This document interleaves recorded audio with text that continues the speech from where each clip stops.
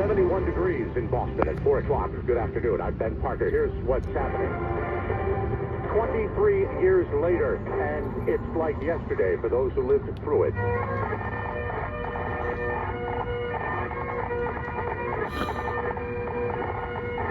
September 11th, today, marking the anniversary of a terror. Nearly 3,000 people. President Biden, former President Trump, Vice President Harris among those on hand at the World Trade Center site in New York for the annual ceremony, including the reading of names of the victims. Donald W. Jones, Judith Lauder Jones, Linda Jones, Mary F. Jones, Andrew Brian Jordan Sr., Robert Thomas Jordan. In addition to New York City, there were references today at the Pentagon and in Shanksville, Pennsylvania, and at the State House, remembering those lost from Massachusetts on that day 23 years ago. At the blueness of the skies and in the warmth of summer, we remember them. In the sunlight on the State House steps, 206 names were read aloud, each of them carrying the weight of the world. And John Brett Cahill, my beloved brother, and my beloved son, William Christopher. State leaders and families have come together to honor those with Massachusetts ties who lost their lives 23 years ago today, and all 2,996 victims. As long as we live, they too will live, for they are now a part of us as we remember them. Today and every day.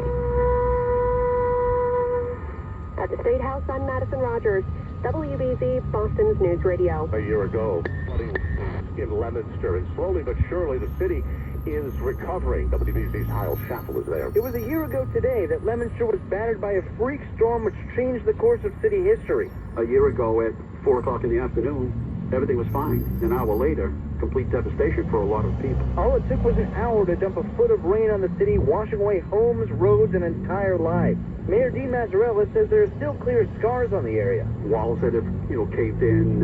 There's still some houses that... A month-long fight with FEMA yielded millions in funding for homes and businesses, but not for city property. That's a huge problem for Leominster, which still has $30 million in damage to city infrastructure to repair. The mayor says they're still trying to work around that. You have to deal with what is in front of you. And so you always have to have a plan A, and that would be the assistance from FEMA. Plan B and C is now to cobble together other grants to pay for roads and bridges. Kyle Schaffel, WBZ, Boston's News Radio. Mascots reminding mariners of a temporary marine impact at the Kernwood Drawbridge in Beverly and Salem. Repairs to the movable span of the drawbridge will require a full navigable channel closure during the overnight hours for several weeks. The closure will be in effect during overnights only from Sunday through Thursday, and it starts this Sunday and runs through mid-November. Coming up on WBZ, one local business owner wants to see more graffiti artists plying their trade.